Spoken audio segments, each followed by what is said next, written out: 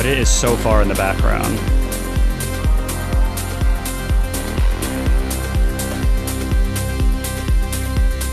Like I can mute both of those and you really don't hear the difference. So it's kind of just wasting space.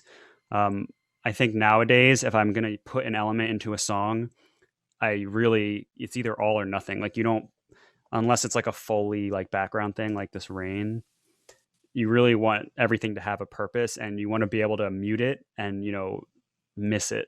If you mute it and you can't even tell that it's muted, then you probably don't need it in the track. A fun trick that I've started doing is accidentally muting stuff that I'm not sure about, bouncing it, and then still playing it on all my systems and like trying to think like, is it missing something? Like, do I miss that element or not?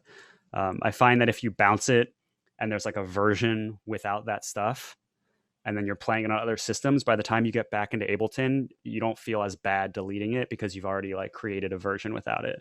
So it's like it's a mental thing. But yeah, this was just like another atmospheric thing. This drone plays a little bit more of a role because it's so pitch changing. This I think I just did on my modular, but you could do it with any synth and just slightly adjust the pitch. But this kind of adds like some uneasiness, and it's like a continual thing throughout the entire track, so that something like holds it together, I guess. But it also is, clogging the mix a little bit. The ARP, I would say, is the main melodic element that totally deserves to be there. This is really the dynamic part of the song, the real like impactful thing, because you start with such a low key, like subdued, and it feels like it's like a background element, but then it grows in brightness. By the time the breakdown hits, it doesn't even sound like an ARP anymore, and the release and the sustain were so wide that it sounds like an electric guitar or like just some big synth like blast. And then it comes all the way back down to a pad. Like at this point, it's a pad, in my opinion. And it's playing a chord because it's playing the 3 notes of the ARP, and the releases are trailing over each other. So it literally is a triad. And then, quickly back into the ARP.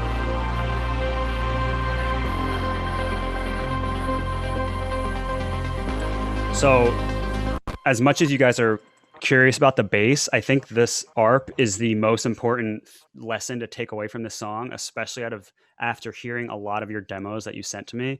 I think there's not enough, automation and dynamic movement in a lot of the ARPs that you guys are doing. Like for not everyone who sent me a track, but like that's one of the biggest things I noticed was, there's automation. Sure, you're opening the filter, maybe you're changing the decay, but like, crank the release up, turn it into a pad, and then the moment from when it goes to the pad, that's like the most dramatic part of the song, in my opinion. And I didn't even do it live. Like you can see, I had 2 different takes that I had to fade together because I was probably turning like 6 knobs at once.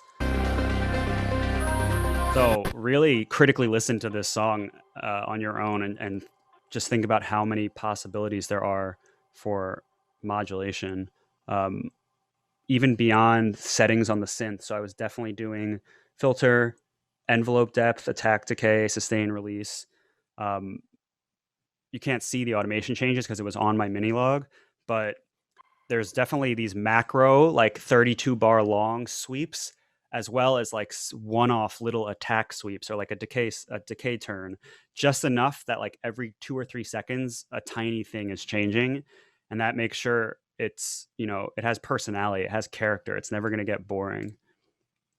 I also did some stuff in post, like frequency shifter. I used the LFO I talked about yesterday, mapped to the fine frequency control, and then just these tiny little unstable bits. It's like a fake vibrato.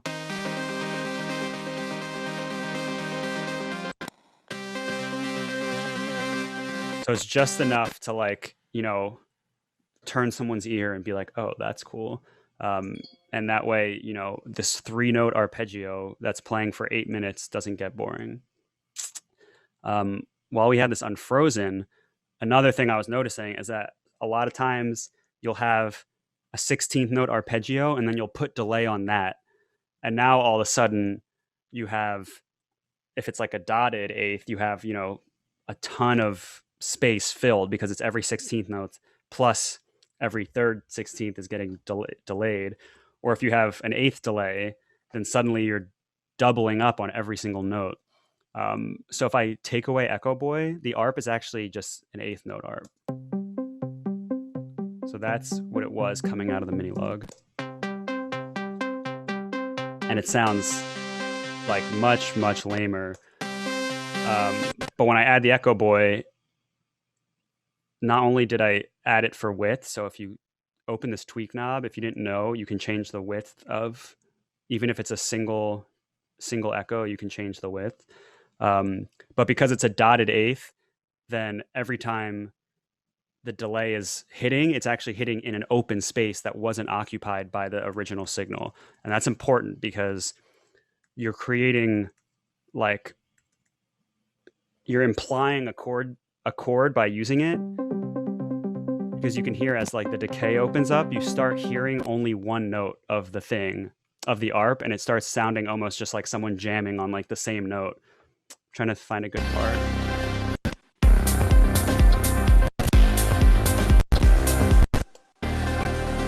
Like right here.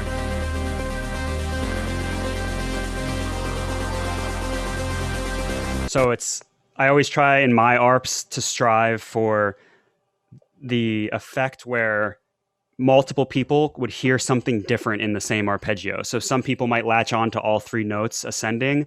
Someone else might latch on to just the high note, at a dotted eighth pattern. Some people might only hear like the high and the low note and not the middle note.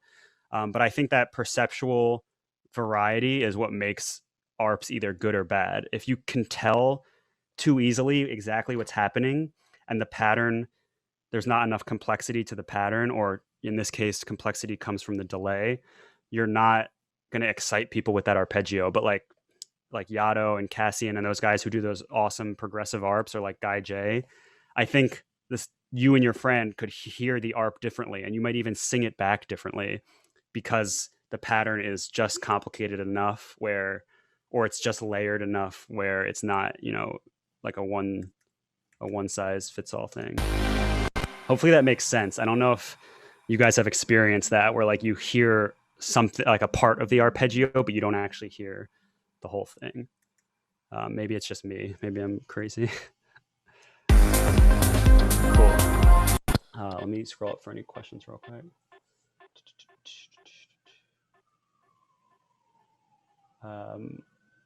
Shadowstar says it's like getting to know the ARP like a person, all the personality traits. Yeah, I try to give every single one of my elements, if it's like a primary element, a story, a journey, a personality, character, and that really helps the song come to life. Like, you want to be able to describe the ARP with like funny words, like gritty or something. Not even funny, but just like, you don't want to just say like, that's a cool ARP. Like, you want to have something else to say about it.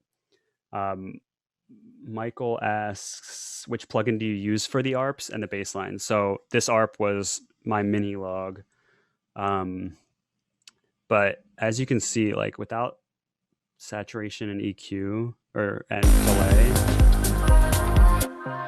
like you can make this sound in any synth. It's pretty straightforward, like 2 oscillator, probably like a triangle saw wave. Yeah. But yeah, the big takeaway from this is what I was just saying about the perception, and then also with your echoes, try to put on Echo Boy before you come up with the arpeggio, because you'll realize you can tap a lot less notes, or you can even slow it down a lot and let the echo do some of the work. I find that, if you start with a dry signal and you make an arpeggio, by the time you put some stuff on it, you may be clogging it up to the point where it's not as effective.